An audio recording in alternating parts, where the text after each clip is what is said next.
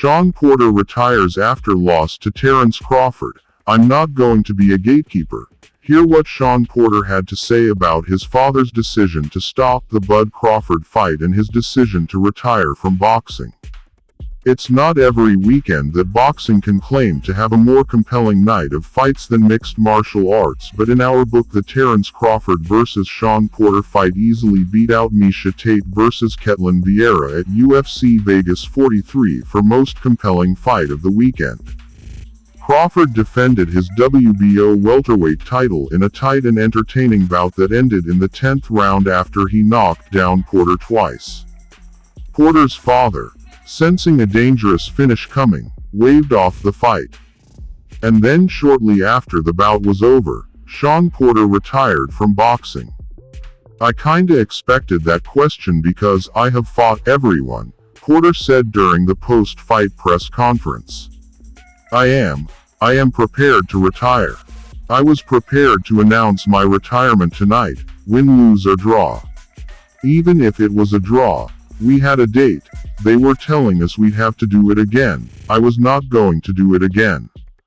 I'm announcing my retirement right now.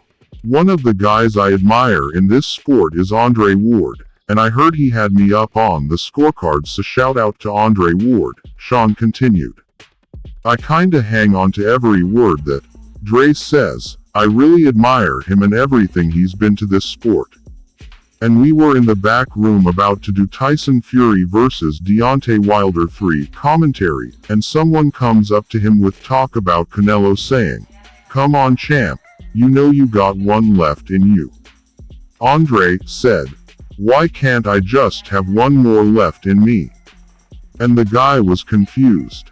Meanwhile I'm like, he said it all right there. Why do I have to continue? Why can't I just have one more in me?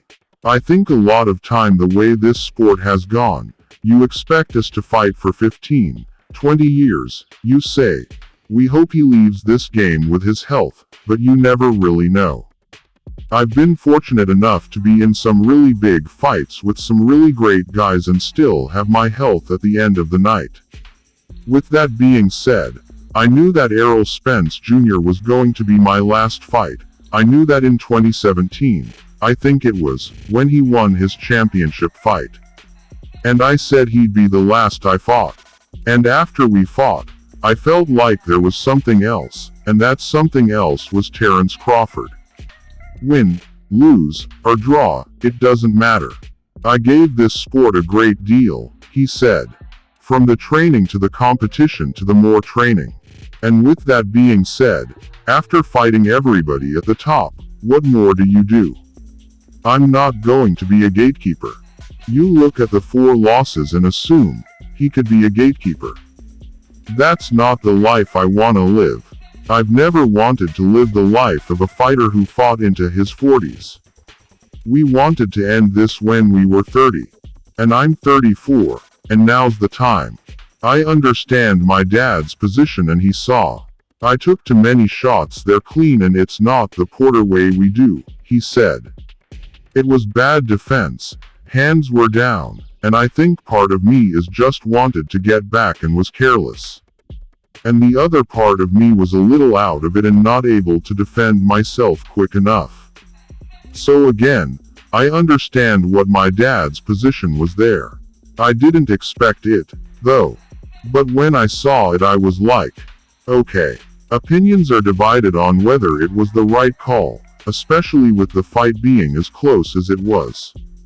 In the end judges had Crawford slightly ahead by scores of 86-85, 86-85 and 87-84. It would have been tough for Porter to come back from a 10-7 in round 10. I wasn't quite sure, actually, how close it was. Shawn admitted. And this is one of the first fights where my dad didn't really have any of that "you're up, you're down" conversations. It was, we were going round by round. My dad did an excellent job in the corner. Gave me some really good instruction and adjustments to make as